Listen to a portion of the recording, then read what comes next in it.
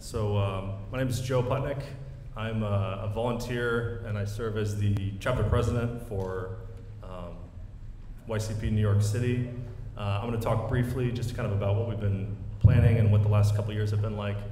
And then we have, if you haven't met her already, the founder of YCP. As Father said, this isn't a new apostolate.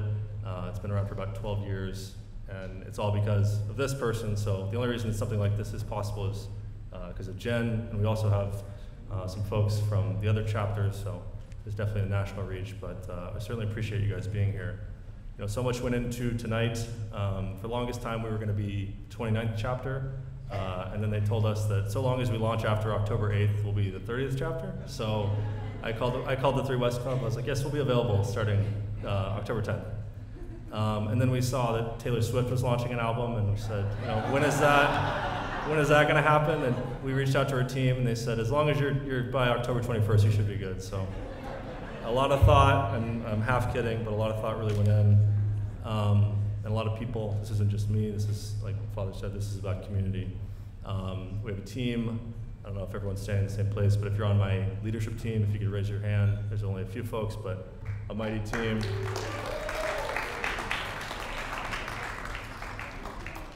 We've got a very generous board of directors. Obviously, these events aren't free, so you know they're incredibly magnanimous. I don't know if you guys want to raise your hand as well. A few of them. Thank you so much. And then we've got our chaplains, 2 of which are here tonight. Father Daniel is one of our chaplains. We're so grateful. And then I don't know if Father Isaiah is here or where he is, but he's our head chaplain. There he is in the back. And if you want to know. If you guys are curious, the marker of when childhood ends, it's when you call somebody younger than you father. We're very grateful for you, Father. I started working on this right before the pandemic, if you can believe it, about 2.5 years ago. But probably the most common question I got is, what exactly is this? You know, YCP is an organization from Dallas, Texas, and it's just making its way to the Northeast. I found myself giving slightly different answers every time, so I had to kind of come to a unified one. I think YCP is just an exercise in community building, so it's already working. Here's a great community. As soon as next month, we'll host speaker series and career panels, but these are really just a pretext for gathering and fellowship with one another. And in no uncertain terms, this is meant as a way and a mechanism and a vessel for us to grow closer in our faith together. When we think about community, I think it's a phrase that is maybe different to everyone. It's a permanent monolith to some. It's vague and tenuous to others. We live, I don't have to tell you, but we live in one of the most dense and diverse cities in the Western world. But it doesn't necessarily mean to live here. It means that you inherit the type of community where we feel recognized and seen. By any stretch, you could describe New York as a hotel culture. We're sort of all on top of each other, but we're not always interacting. We don't always see the needs of our fellow neighbor.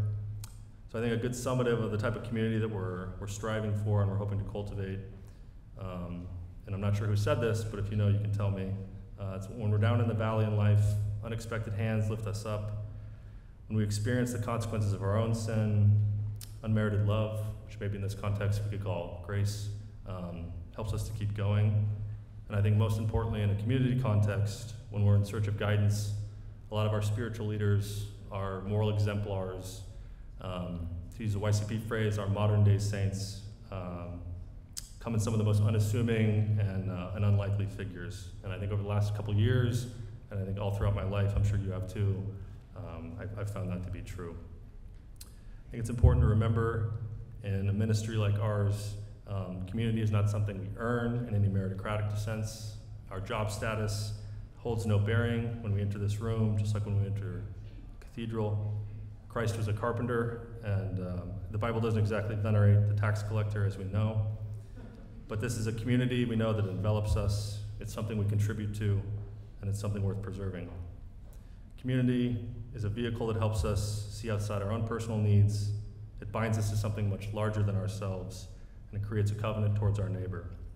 It installs a sense of reverence for those who came before us. It gives us deference to institutions and groups that we so often rely on, and it orients us, probably most importantly, in a lifelong obeisance to God. We see community as a round table. It's not a square table. None of us in the laity class are at the head, especially myself. Each of us has a seat, and each of those seats is endowed by our Creator with a soul that's worth saving. If you joined us earlier, we had Mass at what many people call America's Cathedral. I call it New St. Pat's, but some people call it America's Cathedral. You know, it's truly an awe-inspiring place to worship, and this was one of Jen's first times being here, and it's to see it through somebody's eyes for the first time, it helps put it in perspective. But when you walk out the beautiful archways, you go down Fifth Avenue, I think we're all confronted with the same paradox, and it represents a lot of the problems we have. It's a paradox of beauty and brutality. We look up, we see a lot of the luxury retail stores that are emblematic of, I think, the type of ambitions and economic opportunities and the lifestyle that many people come here in search of. We look down, and I think we all know what we see. We see our fellow countrymen. We see a neighbor. We see a child of God sleeping on the steps in great suffering and pain, crying out for help. And for a lot of us, outside of the occasional outreach, so many of us in the working class are probably estranged and almost incapacitated on how we're able to help.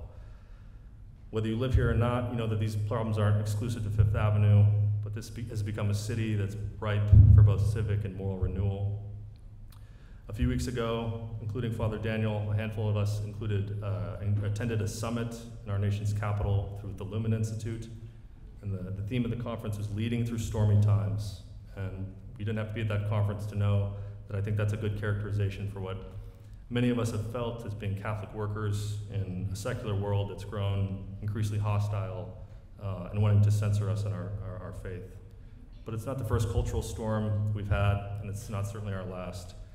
We can look to our city's rich Catholic heritage for the types of exemplars who maybe weren't predestined towards sainthood, but God called them to serve a cause and a problem, and they humbly answered that call. We can look at Dorothy Day, Fulton Sheen, Elizabeth Ann Seton, Francis Cabrini, Pierre Toussaint, and so many others. And God calls us to our own vocation. It's uniquely ours. We have a shared vocation as Catholics to not only keep the commandments, but to serve our neighbor, to help the less fortunate, and I think especially in our current climate, protecting the unborn and protecting life itself. None of these things are as efficacious and as even possible without our ability to unify, our ability to self-organize, and to nationalize our efforts. Many of you have asked how you can support our ministry, which we certainly appreciate. But I think the best thing you can do is what you did tonight. You showed up, and the next best thing is to just bring a friend. I'd like to end with a passage from the 20th century lay theologian, Reinhold Niebuhr. I think he was actually a Protestant, but we'll count it for right now. He's probably most famous for the Serenity Prayer, if you're familiar with that. But he has a passage in his book, The Irony of American History, that I think helps bring a few of my points together. Reinhold writes, "Nothing worth doing in life can be completed in our lifetime, therefore we're saved by hope. Nothing that's truly beautiful or good makes complete sense in the immediate context of history, therefore we must be saved by faith. And nothing we do, however virtuous, can be accomplished alone, therefore we are saved by love. And no virtuous act is quite as virtuous from the standpoint of our friend or foe as it is from our own standpoint, therefore we must be saved by the final form of love, which is forgiveness." So I think when we put the community together, fellowship, vocation, love, redemption, and the backbone of our lives as Catholics is the ability to forgive and ask God for forgiveness, I think all these make up an ethos that shape our own formation, and they point us towards providence. As you can tell, I called out a lot of big things, so you know that the work is just beginning, and it's actually never over. The success of our chapter is not preordained, so we do ask you to pray for us. We ask St. Joseph, who's YCP's patron saint, to pray for us as well. And we certainly hope that you'll continue to join us on this journey together. So thank you very much.